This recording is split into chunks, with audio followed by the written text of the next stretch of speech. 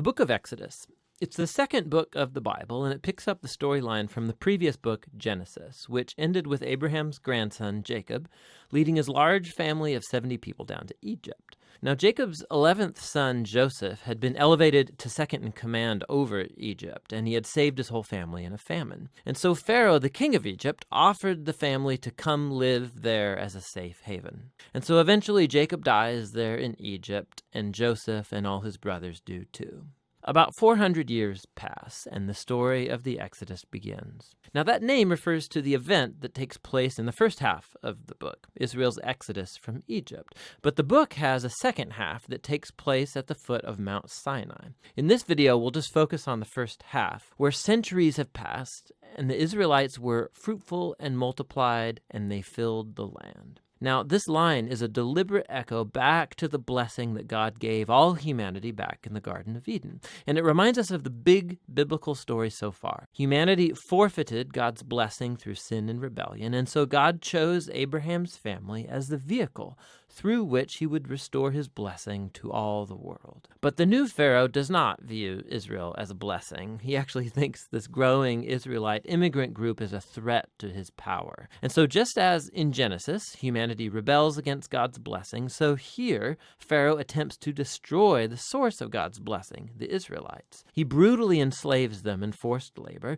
and then he orders that all the Israelite boys be drowned in the Nile River. Now, Pharaoh, he is the worst character in the Bible so far. His kingdom epitomizes humanity's rebellion against God. Pharaoh has so redefined good and evil according to his own interests that even the murder of innocent children has become good to him. And so Egypt has become worse than Babylon from the book of Genesis. And so now Israel cries out for help against this new Babylon, and God responds. God first turns Pharaoh's evil upside down as an Israelite mother throws her boy into the Nile River, but in a basket. And so he floats safely right down into Pharaoh's own family.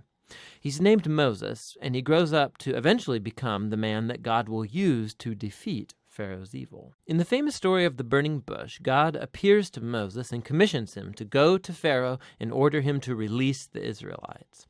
And God says that he knows Pharaoh will resist, and so he will bring his judgment on Egypt in the form of plagues. Then God also says that he will harden Pharaoh's heart. And so we're introduced into the next main part of the story, the confrontation between God and Pharaoh. Now, what does this mean that God says he'll harden Pharaoh's heart? It's super important to read this section of the story really closely and in sequence. In Moses and Pharaoh's first encounter, we're told simply that Pharaoh's heart grew hard. There's no implication that God did anything. And so in response, God sends the first set of 5 plagues, each one confronting Pharaoh and one of his Egyptian gods. And each time, Moses offers a chance for Pharaoh to humble himself and to let the Israelites go. But after each plague, we're told that Pharaoh either hardened his heart or that his heart grew hard. He's doing this of his own will. And so eventually, it's with the second set of 5 plagues that we begin to hear how God hardened Pharaoh's heart. So the point of the story seems to be this. Even though God knew that Pharaoh would resist his will, God still offered him all of these chances to do the right thing. But eventually, Pharaoh's evil reaches a point of no return. I mean, even his own advisors think that he has lost his mind. And it's at that point that God takes over and bends Pharaoh's evil towards his own redemptive purposes. God lures Pharaoh into his own destruction as he saves his people, which is what happens next. With the final plague, it's the night of Passover, and God turns the tables on Pharaoh. Just as he killed the sons of the Israelites, so God will kill the firstborn in Egypt with a final plague. But unlike Pharaoh, God provides a means of escape through the blood of the Lamb. And here the story stops and introduces us in detail to the annual Israelite ritual of Passover. On the night before Israel left Egypt, they sacrificed a young, spotless lamb and painted its blood on the doorframe of their house. And when the divine plague came over Egypt, the houses covered with the blood of the lamb were passed over, and the sun spared. And so every year since, the Israelites have reenacted that night to remember and to celebrate God's justice and his mercy. But Pharaoh, because of his pride and rebellion, he loses his own son, and he's compelled to finally let the Israelites go free.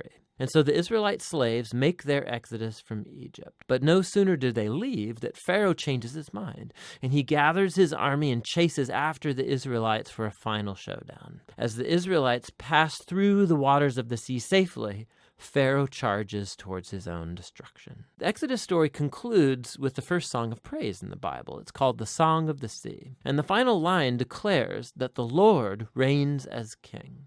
And then the song retells in poetry what the story of God's kingdom is all about. It's about how God is on a mission to confront evil in his world and to redeem those who are enslaved to evil. God is going to bring his people into the promised land where his divine presence will live among them. This story is what it looks like when God becomes king over his people. So after the Israelites sing their song, the story takes a sharp turn. The Israelites, they're trekking through the wilderness on their way to Mount Sinai, and they're hungry, they're thirsty, and they start criticizing Moses and God for even rescuing them. They say they long for the good old days in Egypt. I mean, it's crazy. So God graciously provides food and water for Israel in the wilderness, but these stories, they cast a dark shadow. And we begin to wonder, could it be that Israel's heart is just as hard as Pharaoh's? We shall see. But for now, that's the first half of the book of Exodus.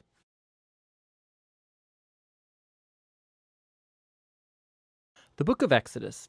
In the first video, we explored chapters 1 through 18, which tell the foundational story of how God rescued the enslaved Israelites by confronting and defeating Pharaoh, while offering a way of escape through the blood of the Passover lamb. God then delivered his people by bringing them through the waters of the sea and then into the wilderness, where, surprisingly, they grumbled and complained.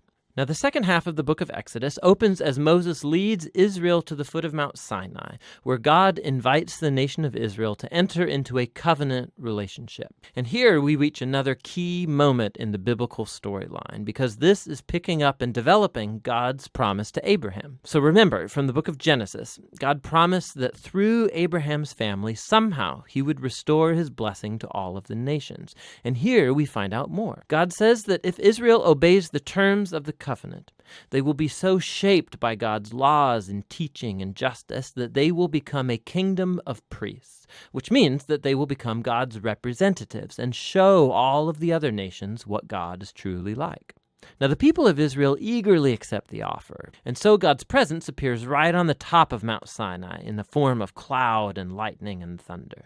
And Moses goes up as their representative, and God opens with the basic terms of the covenant, the famous 10 Commandments. These are like the basic terms of the agreement, how the Israelites and God are going to relate to each other. And then after this come another collection of commands which fill out the first 10 in more detail. There are laws about Israel's worship, about social justice, how they are to live together, all shaping Israel into a nation of justice and generosity that's different from the other nations. So Moses writes down all of these laws, and he brings them down to the people who, again, eagerly agree to enter into this covenant with God. And once they do so, God takes the relationship forward another step. He tells Moses that he wants his holy and divine and good presence to come and dwell right in the midst of Israel, which develops another aspect of God's covenant promises. So remember, after humanity's rebellion in the garden, it was access to God's presence that was lost. But now it's through the family of Abraham that God's presence is becoming once again accessible